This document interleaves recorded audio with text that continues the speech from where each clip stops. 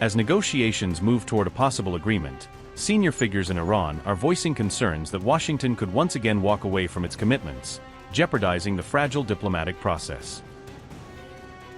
Iran has warned that any future understanding with the United States can only succeed if Washington fully honors its obligations, cautioning that broken promises could derail the entire process. Ahead of a potential breakthrough in talks, Iran's Parliament Speaker Mohammad Bagher Ghalibaf delivered a blunt message, stressing that commitments made during negotiations must be respected and implemented. In a pointed warning directed at the Trump administration, Ghalibaf said there could be no excuses for failing to uphold an agreement, adding that future relations would depend on Washington's actions rather than its words. Iran's parliament speaker has warned Washington against failing to honor any future commitments, saying trust remains a key obstacle in ongoing negotiations. Mohammad Bagher Ghalibaf stressed that any future agreement can only succeed if the United States fully implements its obligations without delay or exceptions. In a message posted on X, Ghalibaf delivered a blunt warning to Washington, declaring that commitments made must be commitments kept. Mohammad Bagher Ghalibaf said, and I quote, "Commitments made must be commitments kept. No ifs, no buts, no excuses. For the close deal ahead, there is no other way. You reap what you sow." Unquote. Ghalibaf's latest warning came just days after he raised concerns about the possibility of renewed U.S. military action against Iran. He also cautioned Washington against targeting Iran's energy infrastructure, warning that such actions could trigger a strong response from Tehran. According to Ghalibaf, Iran's previous retaliatory operations have already changed the strategic equation and demonstrated Tehran's willingness to respond. The comments come as Tehran and Washington continue discussions on a possible memorandum of understanding aimed at easing tensions. Meanwhile, Foreign Minister Abbas Araghchi has outlined what he described as a potential two-phase diplomatic roadmap between the two sides. Araghchi said an initial memorandum could serve as a foundation for broader negotiations and a more comprehensive agreement in the future. The foreign minister added that the second phase of negotiations is expected to last about 60 days, although the timeline could be extended if sufficient progress is achieved.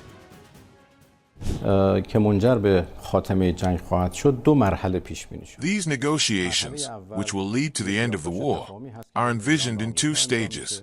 The first stage is a memorandum of understanding to be signed between Iran and the United States.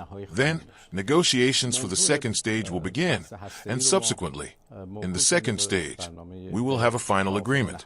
We postponed the nuclear issue to the final agreement for various reasons, as it was truly impossible to discuss it under current circumstances. The demands they had were in no way acceptable. Therefore, we brought up other issues that could be agreed upon in the first stage and postponed the nuclear issue to the second stage, which is, of course, a more difficult phase for which 60 days of negotiation have been envisioned. In the second stage, or the final agreement, the nuclear issue, alongside the issue of lifting sanctions on Iran and one or two other matters that I will mention at another time, will be reviewed and a final agreement will be reached. In the current agreement, which is called a Memorandum of Understanding and is known as the Islamabad Memorandum, or has been named the Islamabad Memorandum, the end of the war is declared on all fronts, including Lebanon. I have said this many times. We have never forgotten Lebanon in this war, because Lebanon and Hezbollah of Lebanon have, in any case, fought alongside the people of Iran in this war, and we will never leave them alone. In the ceasefire that was announced, the ceasefire was on all fronts, including Lebanon. Now, putting aside the fact that the Zionist regime violated it multiple times, to which Hezbollah responded, we responded wherever necessary, and in my opinion, this response itself was another strategic achievement. For the first time, we were the ones who initiated the offensive to punish a regime that had, in any case, reneged on its commitments, and this was recorded on the global stage as a strategic victory for Iran, showing that Iran is not joking and that if necessary, it is not only not afraid of war but will employ it wherever required. There is the issue of lifting the naval blockade, the discussion of what topics the next round of negotiations will include, the Iranian nuclear issue, the issue of lifting sanctions, and the topic of reconstruction, which has been proposed here in the form of a reconstruction and economic development plan, the mechanisms of which will be agreed upon during the subsequent negotiations, along with other issues that will arise. The discussion of Iran's blocked funds, for which a mechanism has been defined, are matters included in the memorandum of understanding and agreed upon in the first stage. I must state explicitly that this agreement has enemies, at the head of which is the Zionist regime, and they are looking for pretext to derail this agreement. Our position is clear. If we were going to yield to force and pressure, we would have yielded long ago. If threats of attacking infrastructure or other threats were going to make us back down, we would have backed down long ago.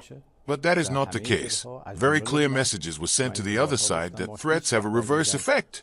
If you want to move toward an understanding, the rhetoric must change.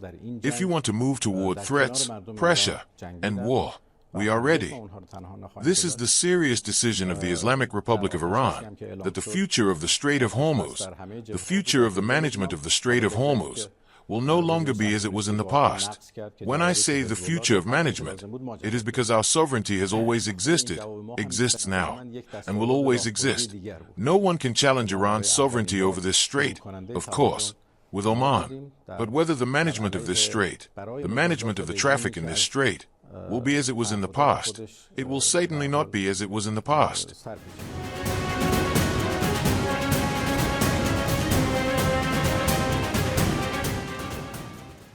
Trump has signaled that a U.S.-Iran memorandum of understanding could be signed within days, according to reporting by Axios.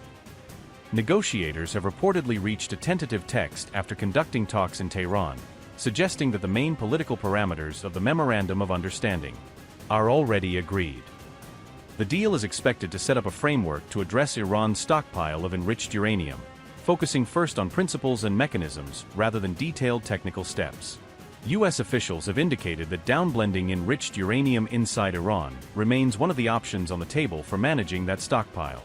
Any concrete, technical steps on Iran's nuclear program are expected to require a follow-on, second agreement that would build on this initial framework. Under the draft deal, ceasefire is expected to be extended for 60 days, including in Lebanon.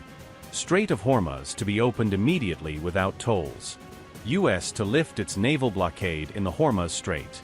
Framework on Iran's enriched uranium stockpile is expected to be discussed. Iran is expected to commit to never acquiring a nuclear weapon. Enriched uranium may be diluted inside Iran under UN supervision. Iran could get sanctions waivers on oil sales for 60 days.